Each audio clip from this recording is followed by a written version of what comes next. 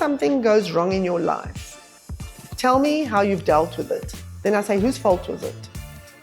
And if they don't say, actually mine, they're not going to make it. Welcome to another episode of Boardroom Conversations, the What Prop Business podcast. Today we have Grace Harding joining us. She's the CEO of Ocean Basket. Ocean Basket was originally started in 1995 and Grace took over the helm in 2012.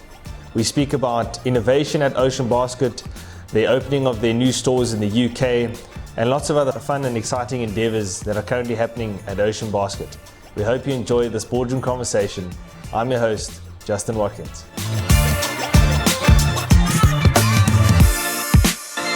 Just a quick one, before this episode begins, please like, share and subscribe. We're on YouTube and Spotify.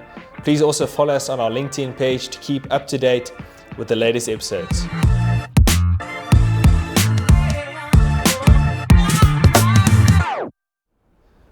Grace, firstly, thank you so much for the opportunity just to speak to you on the Boardroom Conversations today. I really appreciate it. I would just like to start today's episode with two quotes. The one is by an unknown author and the other one is by Steve Jobs.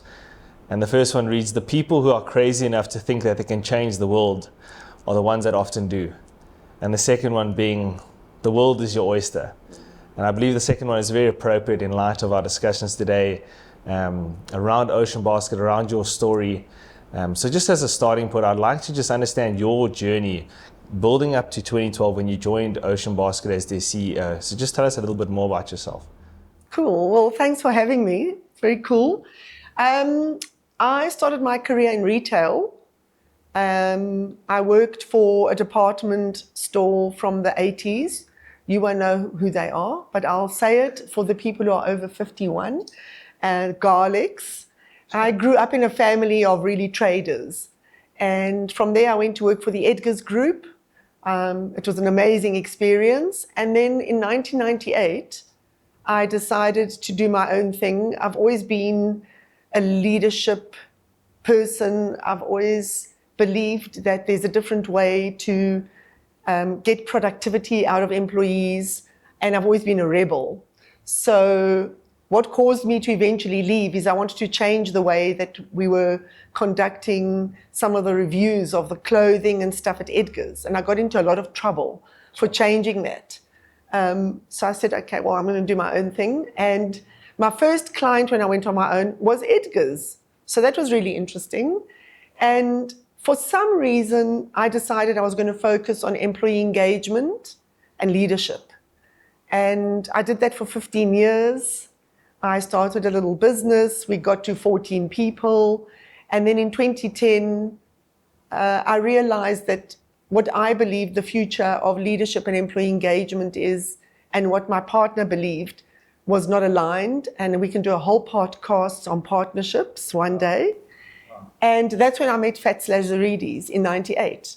I was referred to him by my very first mentor at Edgar's, Val Burdos, who's currently the CEO of Spur. So two good women in the world.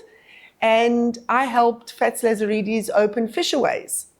So Fisherways is a baby born out of like a one-night stand between then Steers Group and Ocean Basket. And we set up Fisherways. And after that, he realized, boy, you know, what am I doing? I should rather be building Ocean Basket. And Ocean Basket at the time was only 3 years old. So he sold the IP and he continued to do an amazing job growing Ocean Basket. And I carried on with my business. And in 2012, he called me. And I always used to call him and say to him, come on, Fats, come and talk to my clients. I was very privileged to have an amazing bunch of clients from Standard Bank and MTN and some smaller companies. And he was too shy. He said, no, I'm not coming. So I went to meet with him, and what started off as a project just landed up me not leaving. And the two of us really started to ask questions and started to change the way Ocean Basket really was running. It's an amazing brand, but there's a time in every brand's life where it has to transition from, gung-ho, grit and let's go, to keeping the grit and just introducing some foundations that will give it longevity. Sure. So it just started as a consulting job and I just never left. And here I am, still in love with it. Fats is still very involved. He's an amazing visionary. I mean, who would have the courage to stick to seafood only when times get tough, you know? And that chicken is dangling here or that pizza is dangling there. And he says, no, we stick to what we're doing.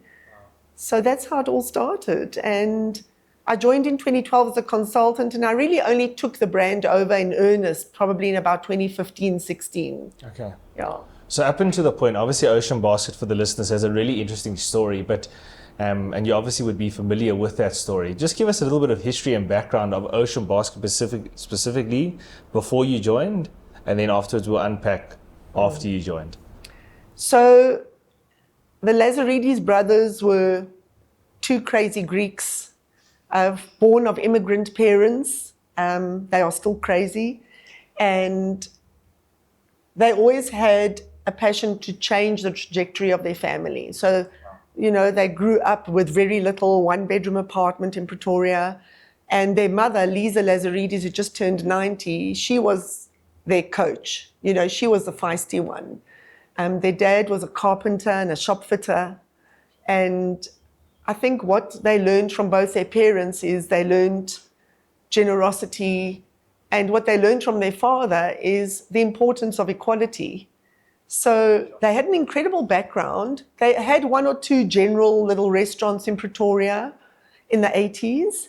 And then in 1995, they found a site in Menlyn, in the Menlyn Park Shopping Centre. And Fats was working in a spa, not a spa, a grocery store spa. He was a receiving clerk. So what is interesting is that he spent his young life learning everything about restaurants. He worked for the Squires Group. He worked as a shop fitter. He worked as a plumber. And by the time he got to open Ocean Basket, he knew everything about running a restaurant, from building it to serving food. And they decided we're going to do seafood only. And this was in 95 when South Africa was at a turning point and a lot of people were thinking of running away. The interest rates were 23%. And people thought he was mad. And he did it. He opened it and the rest is history. And he wanted to democratize seafood. And that's still what we do. We say, first of all, seafood it's under-eaten, not under-traded. Wow. You know, it's a protein that is definitely not as big as chicken or steak or anything like that. And that's the opportunity. The opportunity is, gee whiz, there are so few people choosing seafood frequently. How can we increase that? And then there are other people who will say, oh, seafood is not as popular as chicken. We shouldn't go into it. But that is where the spirit of the brand comes from. It comes from saying, no, let's go after something that is under-traded and let's democratize it. Because back then and even now, people couldn't go to fancy seafood restaurants and eat prawns. I remember being in my 20s, I think I ate prawns maybe once a year. And now they are easily accessible.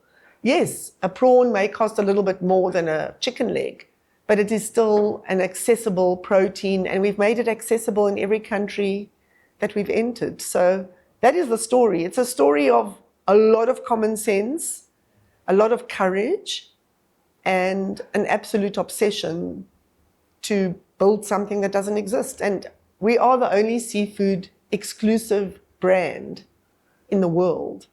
So interesting. So there have been lots of seafood restaurants, but they've all had chicken on their menu or just one little burger, just one.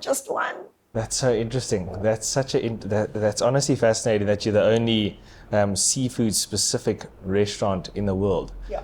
Because even if you look at the temptation to go into all the other menu items that you could possibly add, and it's just so interesting because by giving that, almost sometimes by giving that variety, you increase your customer base. But by staying true to who you are, it actually gives you that ability to become a niche in that space, which is incredible. Yeah, it is. And it's also difficult, you know, because what has happened, which is really exciting, and it's the challenge, is that I think that Ocean Basket has really introduced seafood to South Africa. And if you look at non-seafood restaurants now, their seafood offering has gone from two little things to that much. So that's a good thing, and it's a challenge for us because now our competitors aren't just the other seafood restaurant. It's basically everybody. But to stick to your knitting, it is tough. I mean, people say, oh, what happens if the one family member doesn't eat fish? And we say, well, go and buy a chicken burger if you have to and come and eat it. So we don't chase people out the restaurants. We want it to be a comfortable, safe, happy environment. And if somebody doesn't eat fish, okay, we forgive them, we give them another chance. And I can most certainly attest to that the Ocean Basket environment is most certainly one of community and love. And I sense when you almost walk into an Ocean Basket restaurant, you almost feel like you've been transported to some Greek island and you're sitting there having your sushi and your seafood. And it's just an incredible experience because you've almost created a culture, even the staff, the way they interact. You can almost tell that they've been guided to guide the customers in a way that they sense that they're in a seafood restaurant only. And that's very special in a sense because you almost start developing a customer base that really, it's not just coming there just to have dinner. They're really coming there out of loyalty and faithfulness to the brand and what you guys bring to the table, which I think is really special and unique in the South African context. Thank you. We try. Sometimes it works and sometimes it doesn't. So let's all be honest that it's not all a bed of roses, and the restaurant industry is tough. It's a bit like being in the theater. It's a performance every single day. And it's much tougher than just interacting with guests on a sort of grab and go basis. But when it works, it's magical. And when it doesn't, we have to sort it out. For sure. And I believe that's obviously why the original founders approached someone like yourself. So in 2012, where you came on in a very consulting type role, they probably saw something in you that they knew that they could take, ultimately you could take the business into the future. So from 2012, walk us through from 2012 all the way up and basically up until today, just that journey with Ocean Basket and what you've been through over the past decade roughly. Cool. So when I walked into Ocean Basket, my business acumen was nowhere when it comes to this industry. Fats always says, you didn't even know how to fry an egg. Okay, so just for the record, I cook actually very well.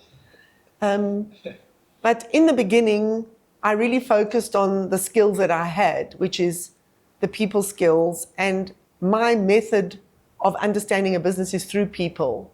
So I can understand if there's a problem with GPs, theft, anything, by engaging with people, because that's my Excel. But I had to learn the intricacies of the business, and that took me a good 4 years. So I had to learn about seafood, I had to learn about yields, I had to learn about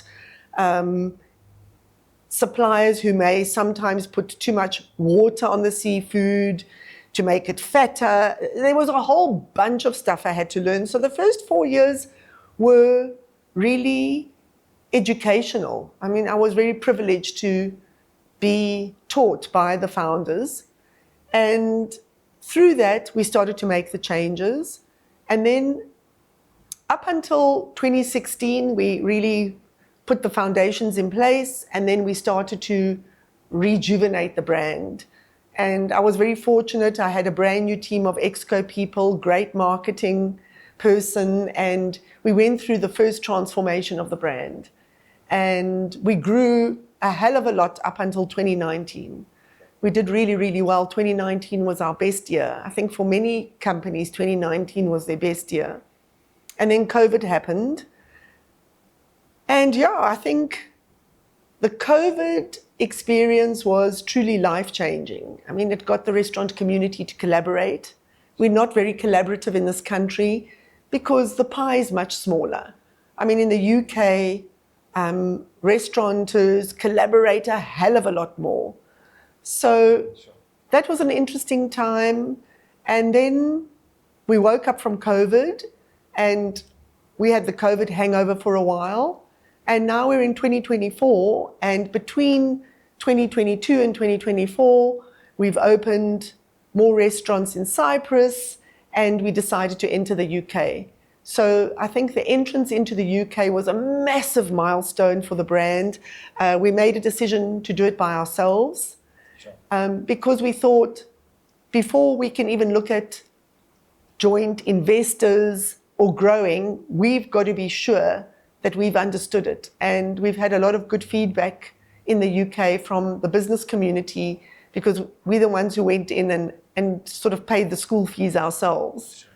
And here we sit in 2024. We have made a lot of mistakes. I have made a lot of mistakes. I think what sometimes happens in business is the pendulum swing. So we went from being very entrepreneurial, very sort of gut feeling, into appointing a couple of people who were very data-centric, very technical-centric. And through that experience, there were a few things that set us back. And now what I've got to do, when I came in from 2012, I was really reviewing other people's work and being able to say, well, I think you should change your tie. And I don't think that your shirt works so well. Now I've got to do that to myself. So that is extremely humbling. And we're in a situation now where we're developing different formats.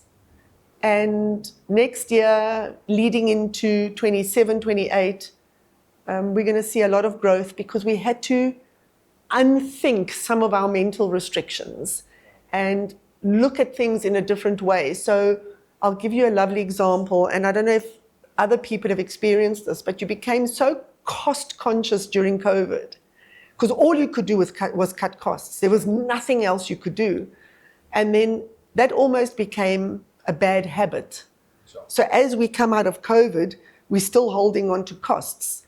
But then that means that the fryer doesn't get repaired, or you're understaffed a little bit on a Saturday. And those were some of the pain points that we had to recalibrate.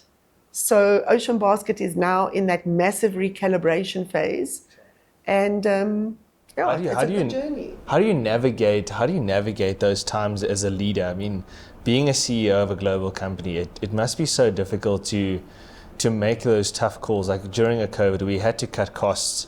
Yeah. How do you navigate those times? Obviously, pardon the pun, with grace, but how do you do it where you have to not replace the air fryer or not replace the chip fryer for a little while, or the fish fryer for a little while, and not have enough staff on a Saturday? How do you navigate that without almost destroying the internal morale? You know, I think I'll probably tell the story better in about a year's time. So the first thing is, you first have to look at yourself in the mirror and say, this has gone on too long, and increase your dose of medication so you can cope with it. So the first thing is to get a coach and a therapist, because the only way to be a conscious and a responsible leader is to look after yourself. And the biggest skill of leadership is emotional well-being, because it helps you to build your cognitive skills. You cannot problem solve when you're in panic mode. So the first thing is to look in the mirror and say, this has gone on too long. Something's not right. Then the tough part is to challenge the people who've been with you for a while and say, come on guys, we need to change, we need to shift. And then when that doesn't happen, they got to go. Right. Sure. And then you got to start plowing the ground again. And as you start to plow, then you find the stone and you find the thorns. And it is a tough journey, but you know, all people want from our franchisees, who I have a lot of respect for, and we have very tough conversations, right down to our own employees who work for the brand, all people want is clarity and direction and consistency.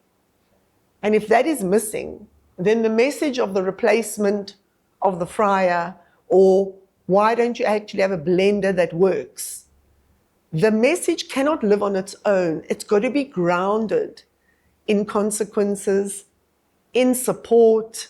It's a bit like having children. So my children are really, really big now. And love doesn't mean that I'm going to do everything for you and I'm going to allow you to do anything you want. Love means that I support you, I educate you, I give you boundaries, I show you right from wrong. And after COVID, it was a little bit like this child who was in hospital for so long. And instead of focusing on let's get stronger, it was like, oh, shame, you're still sore. Okay, don't worry, we're going to be okay. And then what happens is you have a deterioration in the guest experience. And CEOs need to tell those stories. I'm on LinkedIn or whatever, and I love reading all the success stories. But I'm going to start a little podcast to talk about all the stories of pain, because without pain, there is no success. I spoke to a franchisee last week. He was very annoyed because he failed his audit. And now we are proper grumpy with him because now we're going to have proper consequences. And why was he grumpy? He said, it is just one blender, Grace. One blender that was leaking. So I said, okay. So imagine Rassi. Rassi's my hero, everyone. Rassi's saying to the one player, shame, it's okay. You just missed one training session. I know you were tired. Your baby was born last week. It's okay. But come on onto the field and you can play. Put on your green jersey. Rassi doesn't tolerate it. So we became too tolerant. Sure. And I said to him, besides the fact that that beautiful Don Pedro will not have the ice cream blending smoothly, you're also losing ice cream out the bottom. So you might as well just take money and put it in the dustbin. So what happens is, if you're not continuously and consistently talking about these things, monitoring them, coaching your staff, then people forget. And from my own experience, people came out of COVID exhausted and mentally exhausted. And we all know that statistically, the levels of anxiety and depression in South Africa at the moment are one of the highest in the world. So you can't just run a business. What is a business? A business is a place where there are a bunch of people who have to know a bunch of stuff and go to a place in a coherent manner. But we are dealing with people. So how do you work with that? First of all, you got to make sure you're okay. Like in the airplane, put your mask on first before you help anybody else. And then you've got to work with your franchisees, and you've got to work with your suppliers, and you've got to work with your entire community, because everyone has suffered and everyone must succeed together. There cannot be greed. The days of greed are over. The consumer doesn't like it, nobody likes it. There's got to be win-win. And that's a very short summary of sort of 2.5 years of battle. Sure, and do you find that, being a franchise-based business with franchisees, do you find that process easier or more difficult? I'm not sure if you have head office leases with particular sites. No, we don't. So if it's just strictly franchise model, you then, like you said earlier, you have to lead with empathy. You have to come alongside the franchisees and walk the road with them so that they can ultimately see what you're seeing and you can see what they're seeing. Because there's a great definition of empathy. It says empathy is the ability to see someone else's life through their lenses. And I think it's so appropriate to what you're saying now, because when you, for example, you're mentioning when you're making the ice cream with the Dom Pedro and you've got ice cream leaking out the bottom, perhaps someone may not see something wrong with that. But how do you come alongside the person and then lead with empathy that they do see something wrong with it? And then, because like you said, once you have one bad apple, the whole apple cart's going to get spoiled. So leading with empathy and leading with grace and leading with understanding so that you can ultimately all benefit is such a difficult task. And I think because the stress levels of people are so intense and the anxiety levels are so intense, they almost don't want to change. They almost just want to stay where they currently are because that's where they feel like they have control. And navigating that, I think, can be obviously so difficult. So as a leader, I love what you're saying, because you have to come alongside them first. like you mentioned, the example of first put your mask on yourself, make sure that you're breathing okay, and then you can come alongside someone and help them and empower them. And that leads me to my next question is, in doing that and in doing that with people, you obviously launched in the UK. And the UK market is a completely different market from the South African market, and we know that with multiple different businesses, whether it be a seafood restaurant or in logistics or whatever it may be, the UK market is very difficult. And so how do you go into the UK market and almost maintain the culture, maintain that empathy, maintain that leadership, but still deliver and create that same value that you guys are trying to achieve in the UK market specifically? I'm still learning, but I'll tell you what I've learned so far. Okay. So first of all, I just want to make a comment about empathy. I think one of the things leaders battle with most, and I'm still privileged enough to work in the leadership space with some coaches. I still facilitate workshops. I've kept one of my clients in Investec, which is a massive privilege. The thing that's missing from leadership is clarity and consequence. So as much as I will empathize, because we all have a bad time and we all make mistakes. Some of the mistakes I've made, the shareholders, I mean, they could have kicked me out. And Fats always says, if I would have been fired for all the mistakes I made, I wouldn't be sitting here today. But it doesn't mean that there's no consequence and clarity. So a franchisee, I have enormous respect for, because he or she's invested a lot of money. I think we have to change what franchising means, because it doesn't mean that you invest your money and you have passive income. It means that you are a business person who is working with a model that someone else has created. And that's the part that I'm going to change. But that's for my next life. Okay, back to the UK. So the UK, we studied the UK for more than 7 years. So from 2014 already, we were saying, we got to go. Because you must remember that Ocean Basket is in many countries, but nothing like the UK. The UK is the center of the universe in many ways, although it's got its own problems now. And it's quite funny to see how they all panic about their economy with their 5% unemployment. Yeah. Oh my God, it's such a big problem. And it was during COVID where our founder said, Grace, if you're going to sit in COVID with this mindset of just protecting and saving, which we had to do, but that in itself will not be enough for this brand. And we made the decision to go it alone. We used our own funds. And the lessons I've learned from the UK, let me give you a summary. Consultants, there are many. Believe in your own brand. Number 2, when people tell you that this is a good idea and that is a good idea, believe in your own brand. Number 3, we didn't understand properly the intricacies of the physical building of restaurants. And we knew we didn't know, but the advice that we got wasn't always the best advice, and it was our responsibility for listening to it. But the lessons from the UK are, you go into really old buildings, then you start to tap away at the wall and you find asbestos, and that sets you back. And then you find a drain that leaks, and that sets you back. So there were all those practical fun things that happened. I mean, our second restaurant, Kingston, we were closed for 22 days because we couldn't sort out the drain. And you can't just phone a plumber. Hello? Because they don't have to rush.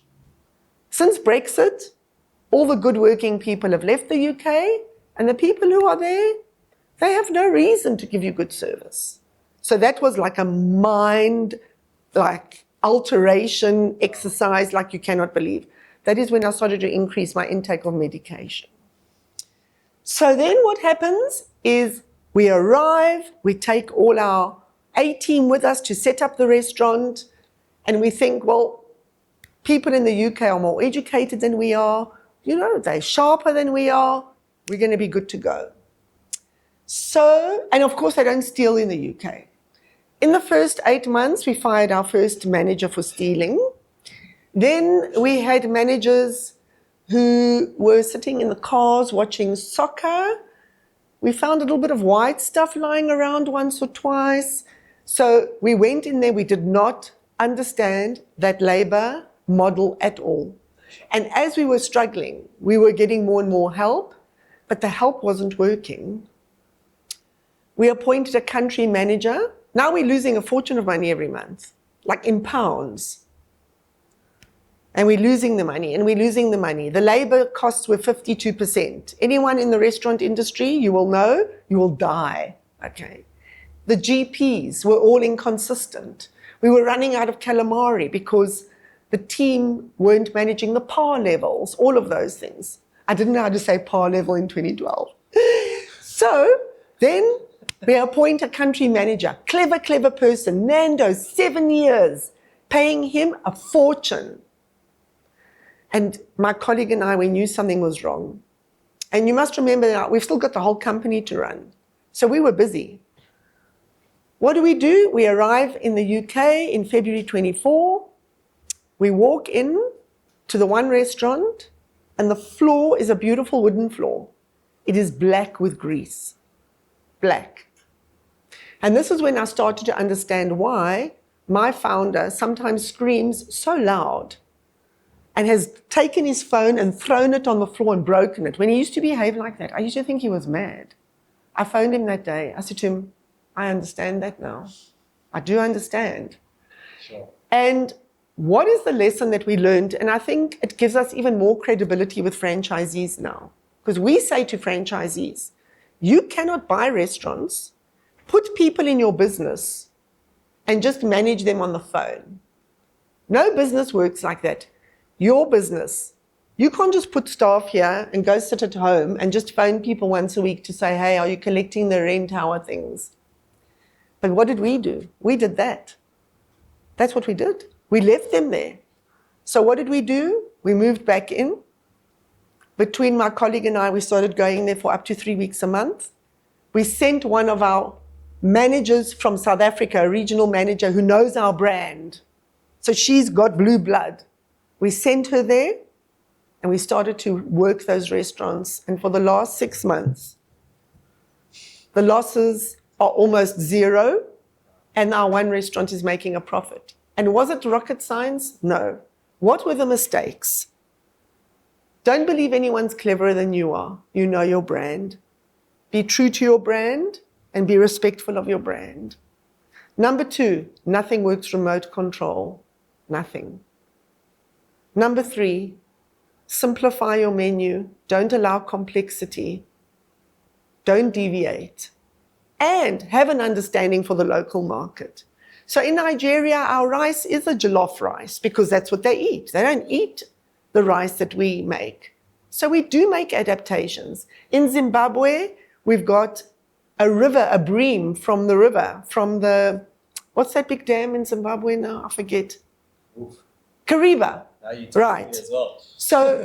So we would have never sold a river fish. And even now, when I know we're selling this fish, like I want to, but that's what they eat in Zimbabwe. Yeah. And that's how we're bringing them in. And through that, they are eating the prawns and the calamari and all of those things. So you have to have respect and understanding, deep understanding for where you're going. And that's why I started to go there. And I go into the belly of the country so that I can understand it. So I start attending park runs, I start inviting people for tastings, and I get into the community.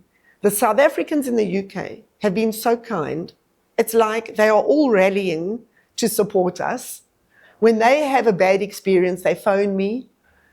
And it's been an incredible thing because South Africans are amazing. So slowly, we're getting more and more guests who are not South African. But it's very slow. It's a hell of a competitive market. And the Brits eat chicken. They are not big seafood people, which I didn't realize. Yes, they go to the coast and they'll have fish and chips. But do they love our platters? Yes. Are they realizing the value for money? Yes. Do they love the fact that they get warm service? Yes. But we had to change the staff. We had to enculturate people. They didn't know what we meant. And we work on the floor. When I go there, at least 4 days a week, I am on the floor. Because how do you enculturate your brand? You can't do it through a spreadsheet. You can't do it through a video. You got to say to people, come and hold my hand, we're doing it together. And that's what we've done. And slowly, we've got better leaders in there now. Our GPs are consistent. We don't run out of calamari. That's like very bad. And of course, you have your problems, but it's on a good trajectory. And now we feel confident to say, okay, who wants to invest with us? Let's make another South African-born brand great, because Nando's are phenomenal in the UK, and they are also really kind to us. They really are. They are so helpful. So we've got a lot of support, and we've learned a lot of lessons. Yeah. And do you find, obviously you've opened stores in multiple different markets. Is it understanding that the UK is very much the center of the world in terms of travel, because it all kind of feeds into that place? But are there any, if you even look into Africa, you guys have multiple stores in Africa and the Middle East. Yeah. What attracted you guys to those locations specifically? Sometimes it's not necessarily the size of the market. What are some of the main attractive points that actually attract you guys to particular markets to open stores there, like Cyprus, Nigeria, Oman? What are some of the reasons why you guys choose to open in particular locations outside of South Africa and the UK specifically? So in the beginning, if people came to us, we would just open because we were just excited and curious. That's how it worked in the beginning. Wow. I'll tell you what the strategic rationale is. So Cyprus was the brainchild of our founder, Fats. And people told him he was mad to go to a country that is an island that is infiltrated with fish taverns. That's all. Cyprus is full of fish taverns. And people said to him, you are mad. If you don't sell chicken or beef, you're going to be closed in 6 months. We're turning 30 in April. So Cyprus, a couple of things. The first thing, Fats knew that from a distribution perspective and from a central hub perspective, in the future, Cyprus would play a critical role in the growth of Ocean Basket. He always knew Ocean Basket could go beyond South Africa. How did he know? I don't know. The Oak didn't even finish school. But he's one of the cleverest people I've ever met in my life. He is a nutcase. He is so smart. So now you're talking 2006, 2005, he had the thought. They opened in 2008. He went there. He saw that although it was an island, and although it's part of the EU, it's quite close to the Middle East, and he knew that there was an opportunity to bring a brand that gave great service. So the difference between Ocean Basket and those taverns and things, you don't get service at those taverns. It's not an experience. Since then, Cyprus has grown. There's Wagamama's in Cyprus. There was a Jamie's in Cyprus. So we really have been trailblazers in many, many ways. But we've built that hub. We own a building. We've got stock in freezers. And if you're Greek, you've got to have your stock in your freezer. That's the most important thing. And now, with Cyprus established, you can distribute. You can distribute to Dubai. You can distribute to Malta. We've got restaurants in Malta. You can distribute into the UK. And now we are ready to open up the world that is close to Cyprus. Would we go to places like Portugal or Spain or France or Italy? I don't think in my tenure, I don't think so. But Poland, Romania, there are so many untapped markets. What attracts you to those two different markets? Like for me, if I had to think of Spain and Portugal, they're very dominant seafood eaters. Yeah. What? So we haven't done deep dives, but I feel like I'm taking the best fashion to Paris. I think that the opportunity to gain traction will happen quicker in the Eastern European countries, and that will lead us into Western Europe. So there's an amazing fish burger brand in France. We follow them. They're amazing kids. They're in their 30s. Pere and Fish, they're called. And I follow them. You know that they've got no meat, no chicken, but they're more like fast casual restaurant. Fantastic brand. And it's so interesting because they've taken seafood and they've made it non-ooh-la-la. But I think there's got to be different journeys that you travel to get places. And I don't think that the journey should be from where we are now to there. And the UK as well is giving us all those lessons. So the UK has been really important. We've got our hub in Cyprus. Of course, we have a lot of strength in South Africa, but our real strength is also our supply chain, because that's the secret of seafood. It's not accessible like chicken. Like you can't just go grow gazillions of fish and kill them, you know? They are swimming, there are farms. Seafood farming is not as big as it's going to be. It's a very complicated protein. It's a commodity.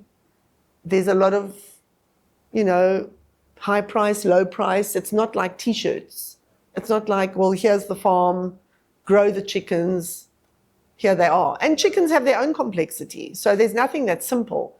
But seafood has its very special complexities because if they don't swim, they don't swim. But there's a lot of sea in the world. So is there enough seafood? Yes, there is.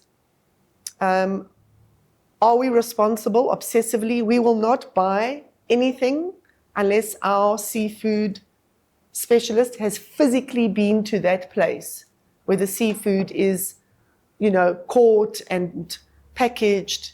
We do not buy any more without going to the source.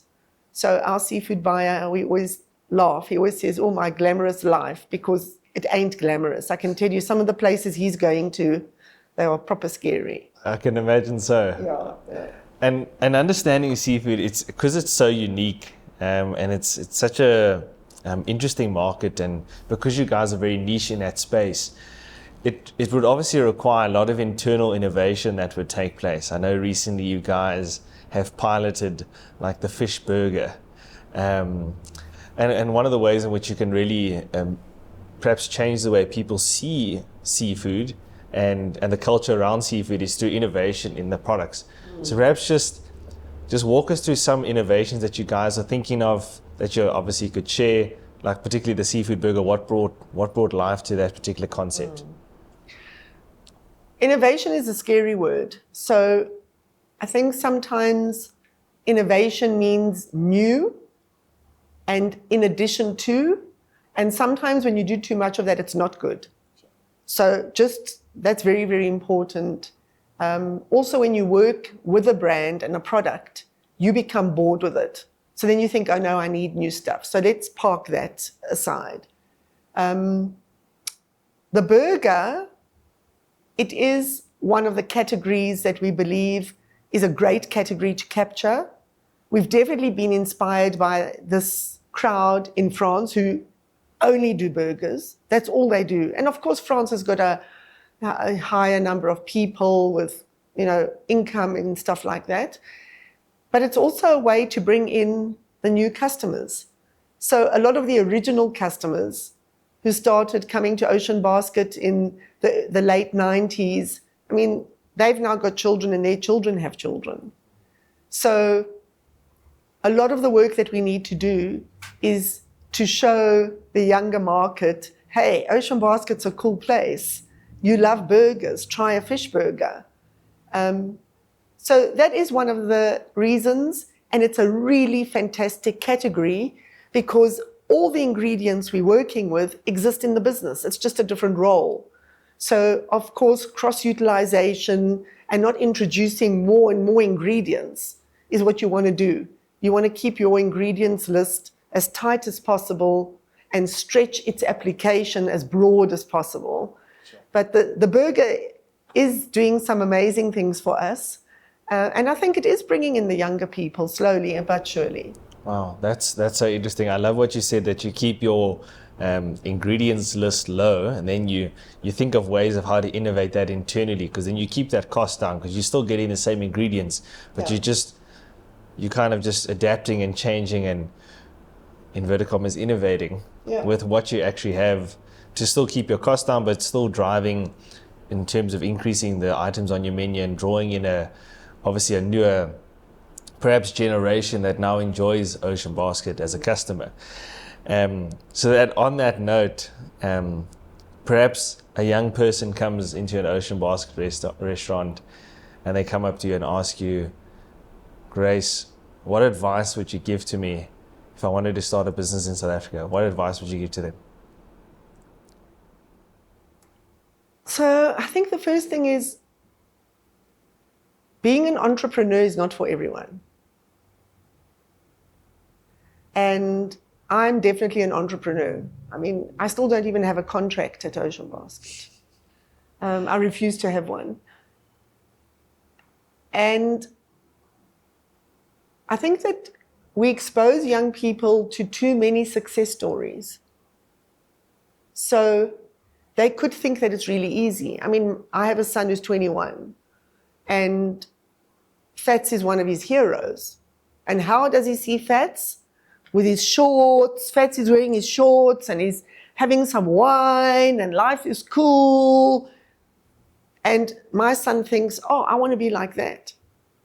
But nobody saw Fats when he was working and struggling and chasing away people who wanted him to introduce chicken and all of those things. So the first thing about the advice I'd give them is, how strong are you mentally? How often do you have a tantrum? Because if you're going to be a person of tantrums, you're going to struggle. Because tantrums and emotional triggers remove the ability to think soundly. Then the second thing I would say is, when something goes wrong in your life, tell me how you've dealt with it. Then I say, whose fault was it? And if they don't say, actually mine, they're not going to make it. So you've got to have a culture of accountability. You have to be somebody who is okay with problems, who can see around problems. And in reality, you've got to have strong cognitive thinking. You've got to understand the basics of business and numbers. You don't have to have a degree. I don't have a degree. Fats doesn't have a degree, but he learned it. He learned numbers. He learned this much money in, this much money out. This much money I save for tax. This much money I save to build another restaurant. So I wonder sometimes if young people feel like, let me see all these great people who've started businesses. Oh my God, look at, okay, Richard Branson is old now, so he doesn't appeal to those people. I don't know who they're looking up to. Maybe Mark Zuckerberg. But whoever they're looking up to. I mean, in my lifetime, it was Richard Branson and Steve Jobs. It is slog. And you will be faced with failure. You will. It is just a matter of time. But failure is not permanent. It's not permanent. But we've been brought up at school where if you fail something, it's devastation. So I don't think that, what I know of, I don't think there's any people truly teaching that side of entrepreneurship. And I wonder how many people who teach entrepreneurship are entrepreneurs. But it's a tough game, and I think you've got to work for others. I mean, if I think just of my founders, they worked for other people for many, many years, because how were they going to learn? And it's difficult. I mean, look at your business. I bet you I hope you're going to interview your father one day. I do need to do He's that. the one you have to interview and say to him, how did you start? He's not going to tell you, oh, it was such fun. I found money. I built a building. I got rent. And here you are. And Justin, aren't you lucky you went to a good school? Yeah. He ain't going to say that. Yeah. So I think starting a business requires a lot of reflection. And I think one day there's got to be a way to just walk through almost some assessments for yourself. You know, am I good at dealing with that? Am I good at dealing with that? And we've learned that at Ocean Basket, that we've given franchises to people that may have had the acumen or the business skills, but the ability to balance business, people complexity, disaster like COVID, and other disasters will happen. What happened after COVID was a worse disaster in this country with the electricity and all the drama. So it's very complex, and I think that word is a little bit overused. Sure. The guys selling chips and sweets on the road are entrepreneurs. Yeah. They are entrepreneurs. The robots, yeah, I mean, the people in the spazas, they are entrepreneurs. Go and study those people. I've learned more from visiting Tembisa. I had my eyelashes done there. It cost half the price of going to Bedford View. I learned more from going to those places and speaking to those people than I've learned from speaking to these uber successful people who I also respect. But you've got to have the balance, and you've got to be humble, and you've got to be able to sit on the pavement and share a meal with someone and say, tell me what it's taken. Reminds me of this quote that you mentioned in an interview that I believe you had with the Business Day, I think. And you mentioned that you have to enjoy your life both in the good and the bad times, because they both don't last. Yes, it's true. Well, it's like the Bible, 7 years of feast and 7 years of famine. And I think one day when someone statistically studies what percentage of life is really comfortable, I think it's going to be less than 20. Because happy is a big word. But how much of your day is comfortable, free of challenges, free of a difficult conversation?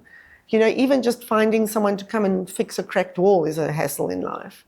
Yeah, and I think just to land the plane now, I think in terms of, you've obviously dropped a numerous amount of wisdom on us today, and I deeply appreciate that. But just to finish us off, if you have one favorite like business quote or story that you hold very dear to you, what would that story be for you personally?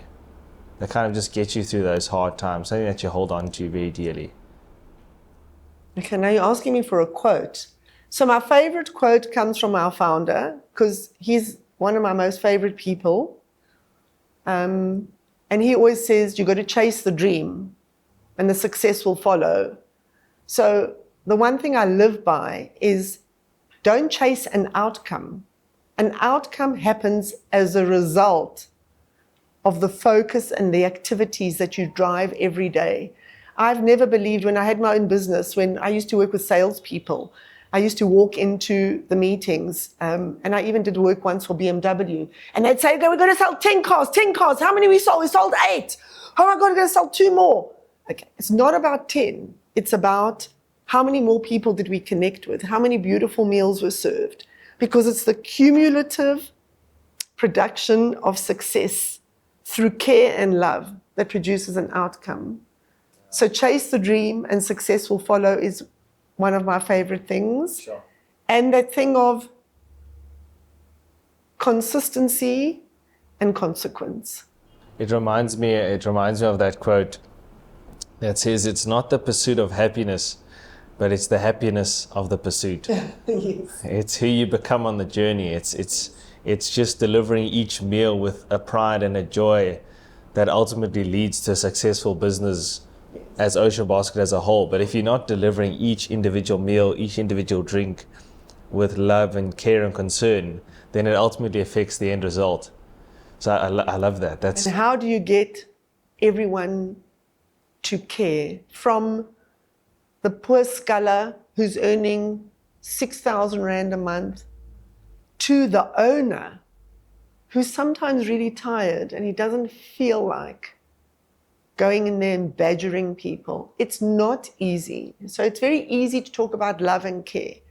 But like any relationship, it's hard work. Grace, I really, really appreciate your time today, and thank you for the opportunity to speak to you. And I've learned a lot for my own life personally, and understanding the Ocean Basket story personally just makes me want to go eat Ocean Basket, because once you understand the people behind a brand and the brand itself, it makes you enjoy the meal that you share in that place, because it ultimately, you realize that it's been built on the back of hard work, tenacity, grit, and it hasn't always been easy. Like when you get this beautiful platter, the platter for one, which is my absolute favorite, that there's a lot of blood, sweat, and tears that have gone into actually providing that delicious meal. So I really, really appreciate you sharing your story and sharing your insights with us today. I really appreciate it. Thank you. Thank you. Thank you so much. I hope the food's good. Absolutely. Thank you. Ciao.